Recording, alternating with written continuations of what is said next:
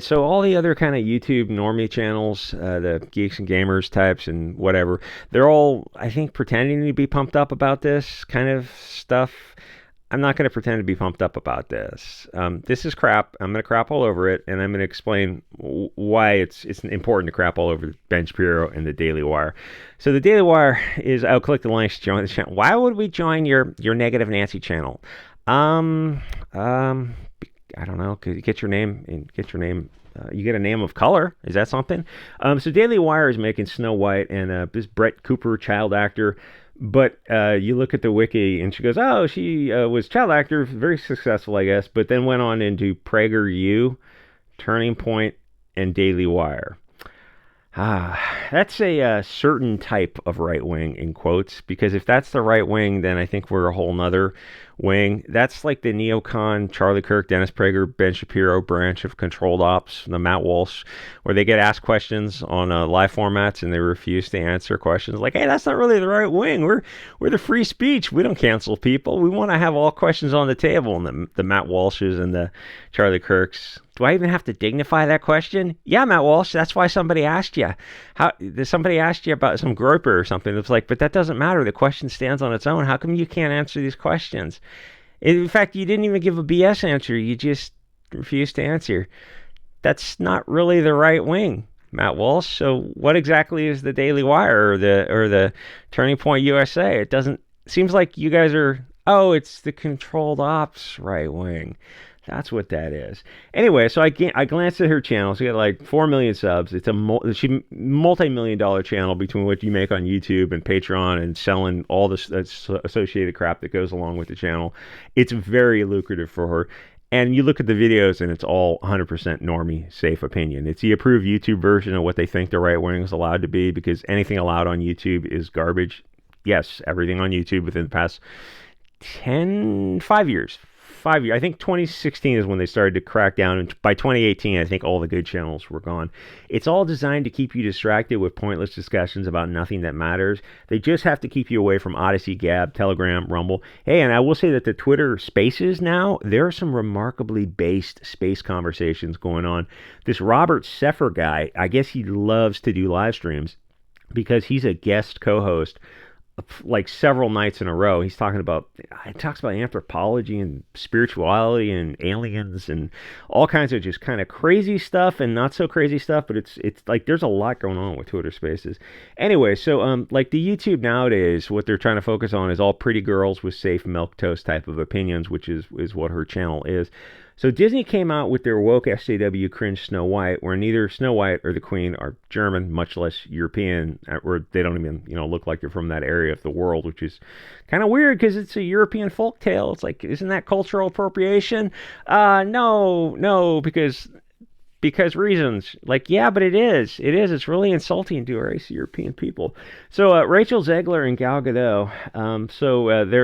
They're the stars of the show, and the story doesn't make sense with them in it. It's a German folktale. There should be people who look at least German, and they definitely do not. So not according to Disney, because they hate European people.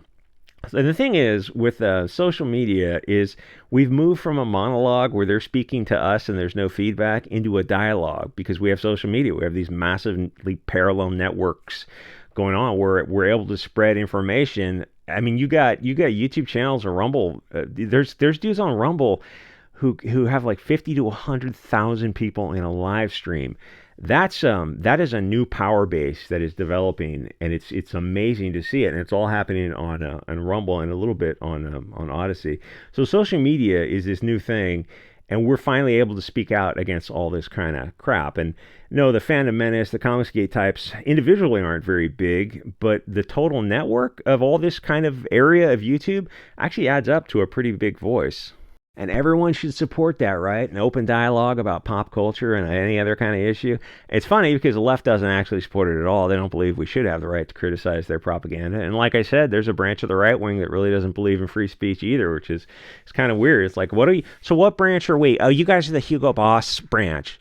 The free speech branch is the Hugo Boss branch. Interesting platform. That you sure you want to die on that hill?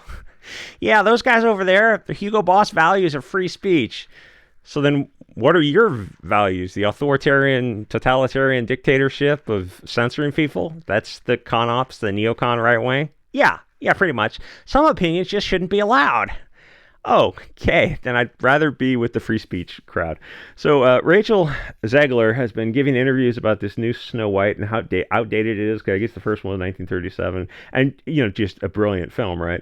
And it's sexist or something because there's a man in there, and the new one is going to be all girl power, and they don't need no man. So she's just saying the worst stuff imaginable to try to get people to hate her. Or hey, maybe hate's a little strong, but to not want to see the movie at all. You're an agent of Disney. You're trying to sell the hell out of this movie, and you're not really doing a good job. In fact, you're having negative sales, Rachel Zegler. Good job there.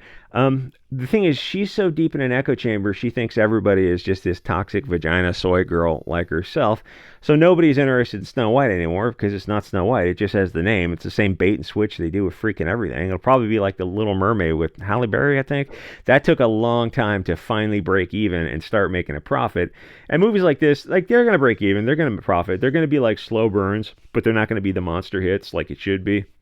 If they had just used either German actors or people who look like they could have been in that region of the world, it's like it would have had some verisimilitude. Can you give us that? No. We're gonna use non-European actors. Okay, good luck with that. So I'm sure the Twitter idiots are calling every critic of it a sexy, istophobic Hugo Boss because they dared to criticize the erasure of the Europeans in their own stories. Guys, it's okay. You don't have to sit silently. You can get online and call these people the filthy parasites that they are, and they very much are. They take stories, they destroy them, and then then they insult the audience who didn't see their movies. The Chads, they didn't see the movies. We own them by losing $50 million. Yeah, oh. Yeah, so didn't Disney lose $900 million last year? You certainly own the Chads there, Bob Iger and Chapek. And they move on to another property, and they destroy that, insult the fans, and they just keep moving on. And finally, people are kind of catching on to how crappy Disney movies are, to the point where they lost $900 million last year, and they keep making woke movies. The money apparently means nothing to them. What you can do is not support them and spread the message of just how evil their propaganda is. You don't have to just accept it silently. Crap all over these people.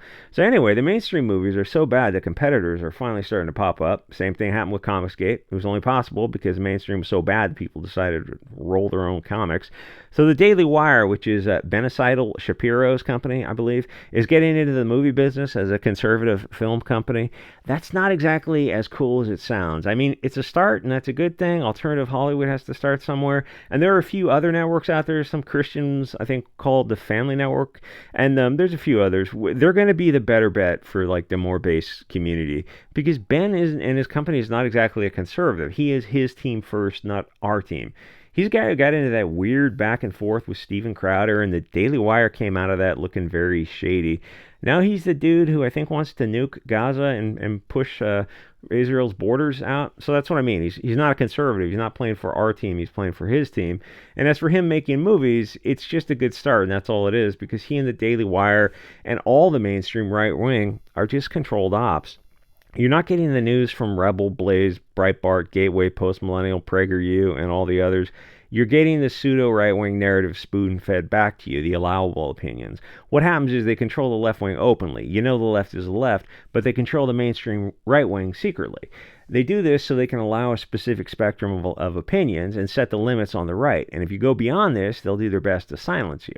Their disturbing quotes have been openly talking like an SJW about canceling people he considers racist and silencing dissent and silencing free speech on the right. And you look at me like, but that's not the right wing. We want to have everything on the table. And he goes, no. Some things aren't on the table.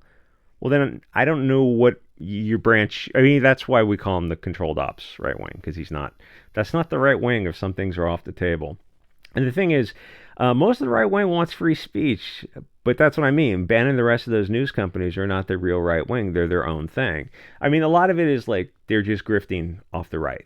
And they present some news, and it's most of it's okay, but it's every once in a while you'll catch their bias in a story, and it's just glaring when they take the mask off. So Daily Wire's making movies. They're not going to be base counterculture because nobody in the mainstream is really the counterculture. They're the politically correct right-wing version of the left. And if they were truly base counterculture, they wouldn't be allowed on YouTube. They'd be kicked off the app stores. So it is what it is.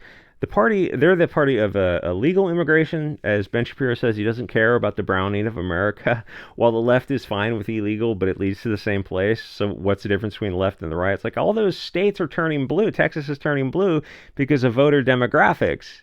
It doesn't matter if it's legal or illegal. It's like, Trump was the last Republican president. It's like the whole country's turning blue because people are voting for bread and circuses simply because of demographics.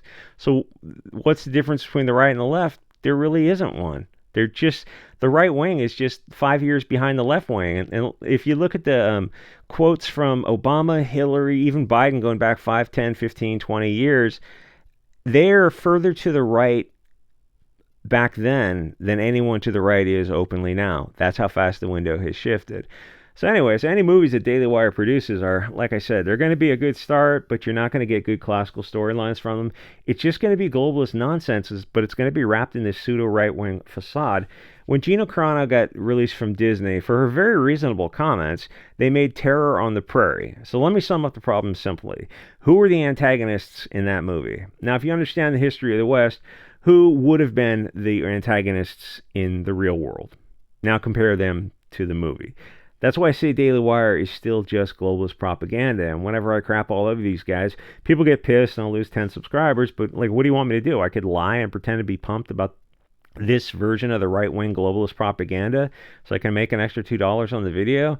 Like, I mean, that's what I think most of the other right-wing channels are they're not right-wing. I don't know what you call like the Canal and Geeks and Gamers. It's like, they're great like infotainment to bring to make their main goal is to make money, and they're not going to do anything that gets in the way of that. So when Daily Wire comes out with something, it's like if the crowd is generally on board Daily Wire, they're going to stick with that and like, oh, that's cool, they're going to put out Snow White. It's like, yeah.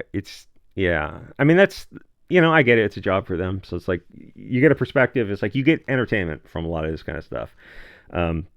Anyway, like, comment, subscribe, check me out over Subscribestar, send me some comic books to the mailbox, and I will see you guys all next episode.